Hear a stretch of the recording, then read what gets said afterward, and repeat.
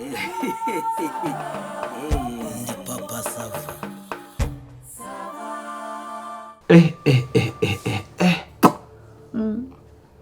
Mama Sava, reka nkubwize ukuri. Usigaye unurira nk'umuvinyo wa kera. Nkabone rwose usigaye ntabwo ukisukisha ibintu by'amapenso by'abakecuru. Ibintu byo gusaza narashaje igihe kirekire ubundi kwisubiza bwana. Kiretse wongeye ukambwira ngo umwana wanjye diaspora reka nkujurize. Ushaka kujurira? Ubwo uzi umwera nari mfite. Ndananiwe pe. Oya ariko nakorohereza njyewe. Yesu we. Mba cyakoze undi buryame sindi butyo. Umva nanjye ndahita nirambika. Reka nkubwize ukuri. Sha nahuye na benshi pe. Bose ushaka kunyumvisha iki? Ariko rwose ushaka kunyumvisha ko wowe ubu ndagira ngo umara amatsiko. Kari akagabo kawe. Buri akajya kabasha nko basi ntari ukuntu nyine nk'ukuntu iyo ngize gutya nka nyine nka gutsikamira. Hari nk'ukuntu nyine ngo utsikamira nkahita mbona utangiye kurerembuye ugahera n'ufite kuntu urukumva ugiye kumva uravuze ngo ngo biraje baburero mbizi ukuri kara gasaza ibyo bintu ngo yawiseka bana basaza hangaho ngo iyo ndi kumwe nawe mba numva wajyana suye mu myaka yanjye 25-30. Nanjye reka nkubwize ukuri nubwo duhura buradukumburanye. Ujye nkumbura? Buriya uri mu bantu nshobora kurara ntekereza. Uri kumva ku buryo ubwo ni manukanda akomano di ni igicucu n'ubu nayo narabiyobe ubuna.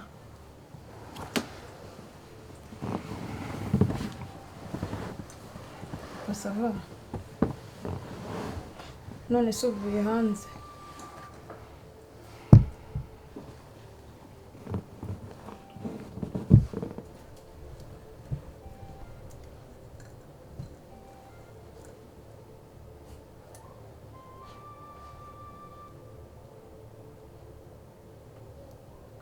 Sawa.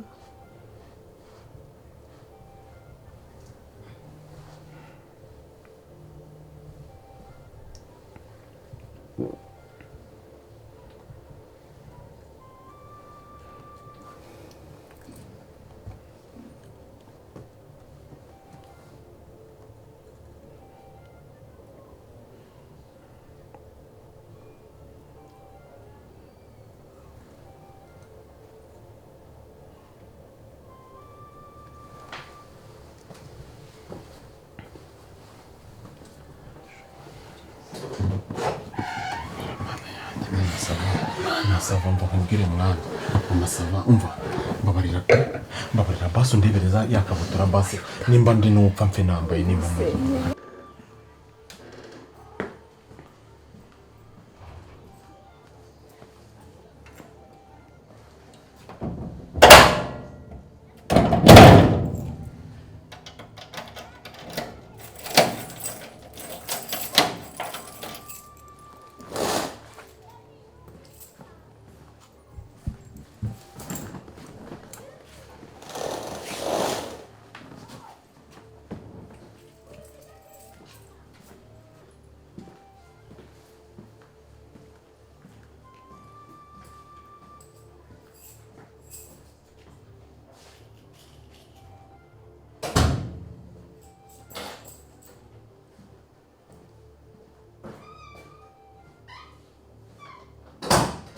Nise basi kabutura yangiriye.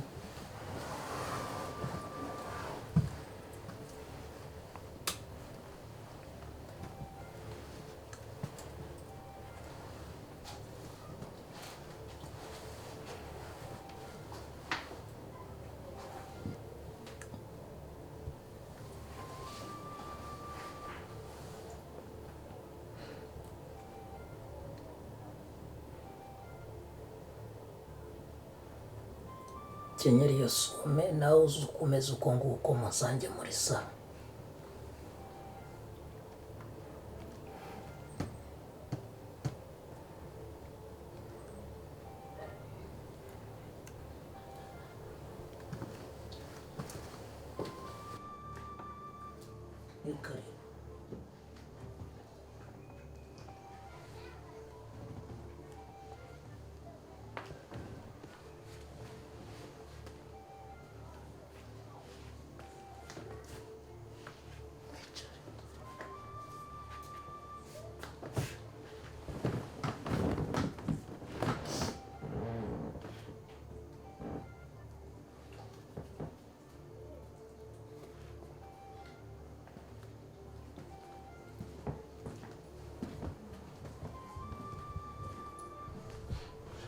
Mama Sawa. Ngende pe.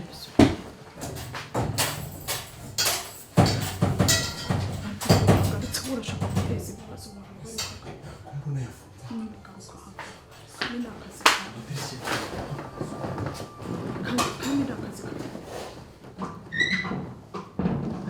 wagarutse ariko nk'uri kurwana n'ibikiko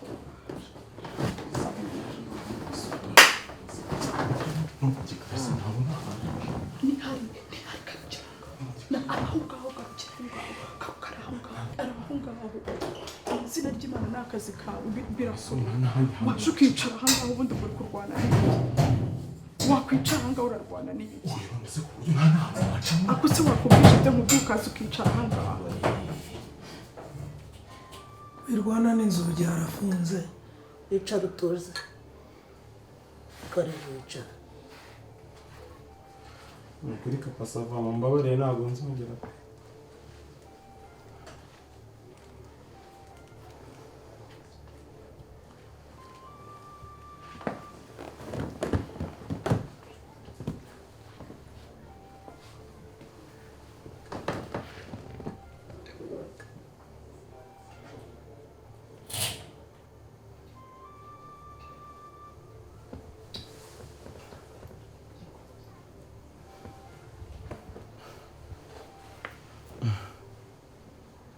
nakangize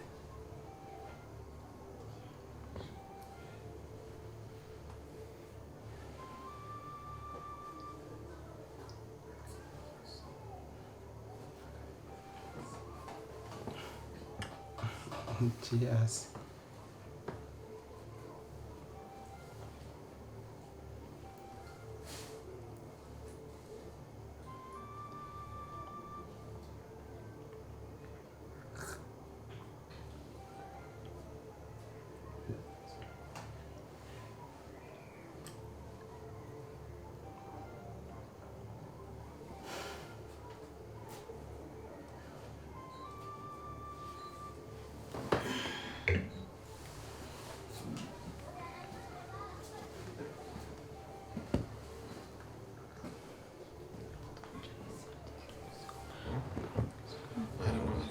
Sawa wajya ukazana telefone ugahuruza ko uyu muja mubona atapanitse urandi ibi bintu biri burangira amahoro ariko Mama Sawa rena ngo banyicira no kuko nkuzize Mama Sawa reba ukuntu ndi umujene ufite future nkaba ngiye kukuzira kandi ubona uri mari ufite future njyewe nawe none se uko wamaze kugera muri Papa Sawa wamubabariye Yesu Kristo ambwe ku musaraba igorogota Papa Sawa ngenda kwinginze ni impamo y'Imana ntuntere icyo cyuma ngiye burareka nkubwiza ukuri buranda kubwiza ukuri ko nta n'imyaka 30 ndajya ubu ukunda umujene wifuza kuba mfite future nibura mu minsi iri imbere nkareba ko nanjye nakuba ku rugo yego fe ya aregana nanduta yanancuka ariko mu byukuri ko Imana ndakunda gusezeranya ko icyo cyuma kinteye nahita mpfa Papa Sawa wamubabariye ntumutera icyuma nukuri gira impuhwe nukuri korera Imana wange Satani Papa Sawa erega nkubwiza ukuri buriya pe nubwo naba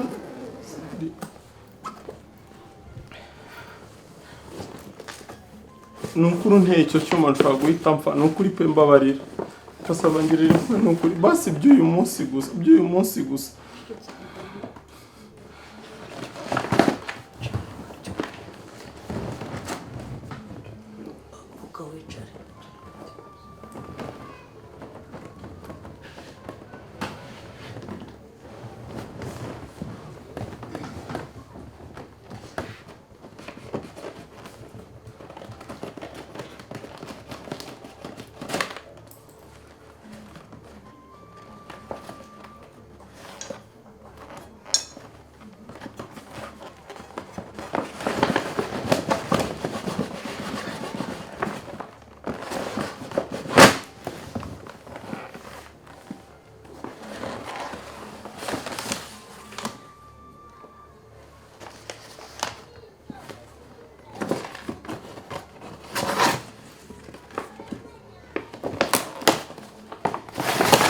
mbaho umusare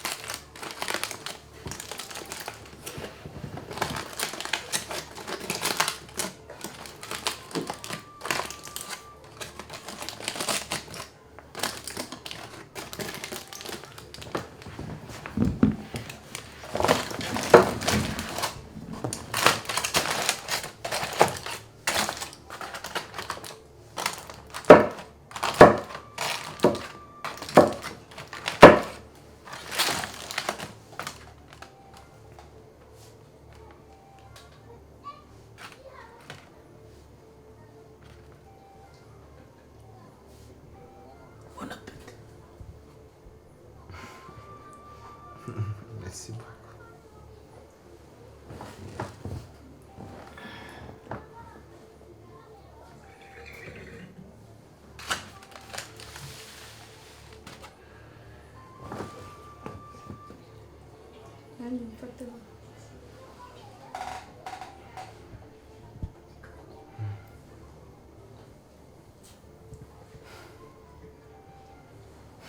Zonye inyama eshatu zanjye n'eshatu zawe, ibitoki 2 byanjye na 2 byawe. Ntabwo narenze ko rero ufite umushyitsi, sibyo? Ugagiye kurya 3 zawe n'ibitoki 2 byawe, nanjye ndya izanjye.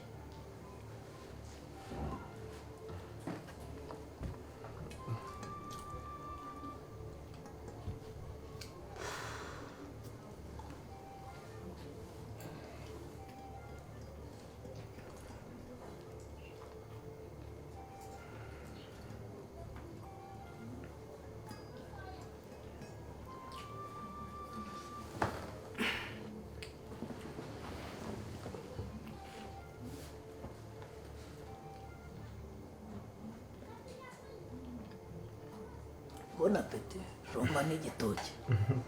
Merci beaucoup.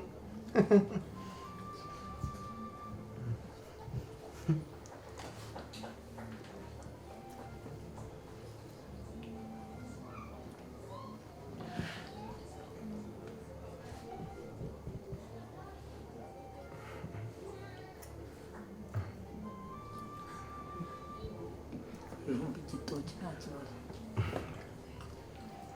Fili.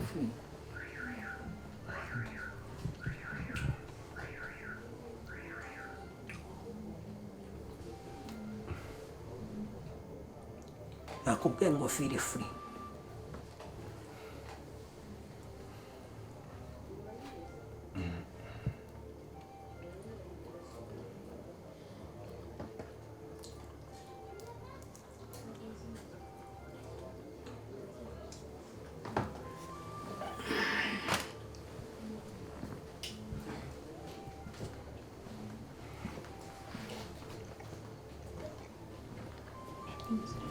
ariko rero mama Sawa reka nkubwize ukuri reba ukuntu yabyoroheje kandi wagira ngo nta n'ikibazo cyabaye, ariko mama Sawa nakubwiye ngo ariko se wahuruje none se kumbwira ngo njye njurana wahamagaye wajya ugafata telefone se ugahuruza, none se wahamagaye abantu hano bakaza bakadutabara hano ibintu bintu byoroshye, nese aho nayisize njye hano ni mu nzu yanjye ku buryo nayisanzwe, reka n'umugore nta n'ikintu yagutwara.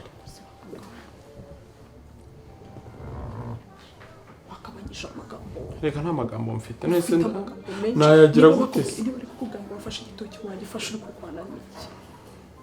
ari wowe se wakirya kikamara.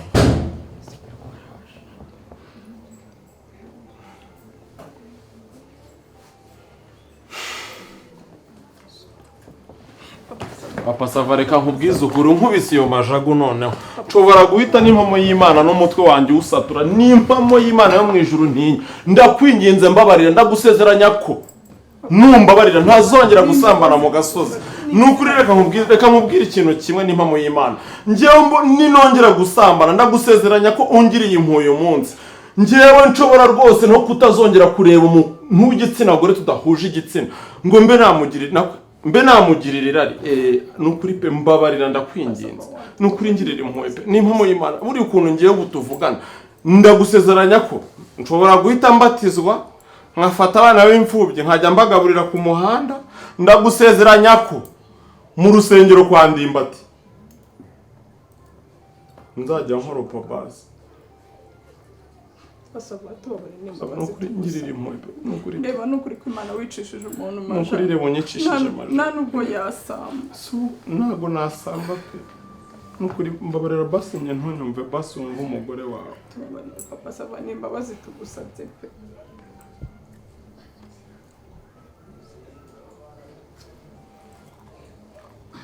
Sawa watwumvishe ubwa mbere n'ubwa nyuma n'izina ry'Imana ntabwo nzongera kugusabiza imbabazi ndi kugusaba, mbabona ndakwinginze.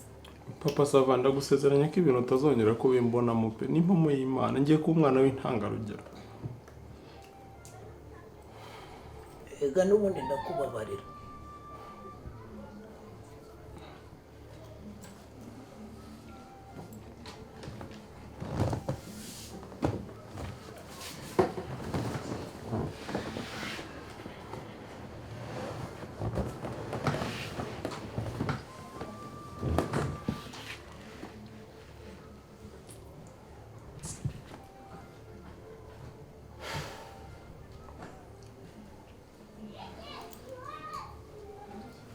ndeba mu maso ndakubabarira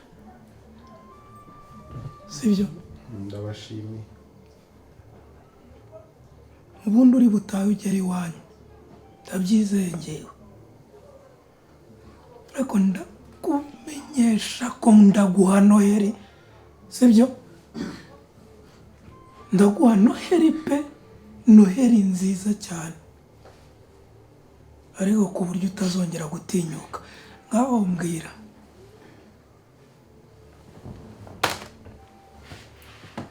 ni akabazo gato koroshye sibyo uramutse wowe baguhinduye ubu ngubu ukaba papa Sava umugabo wa mama Sava turumvikana yego ugasanga undi mugabo mu rugo rwawe si urundi rwawe yageze kure n'umugore wawe kure cyane ku gitanda impengeresha ati by'ibyo wumva wamukorera ngewe nyine ngewe nagira impuhwe za kibyeyi kuko ndi n'umwana urwo ni rumwe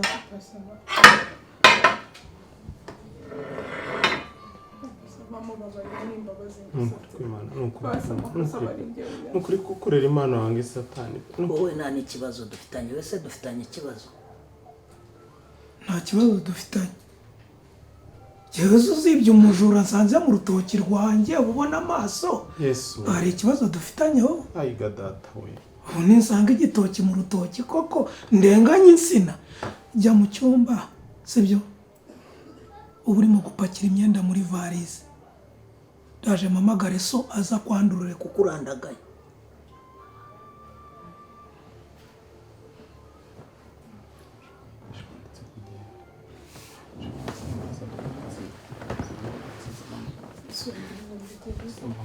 uvandi watuje se watuje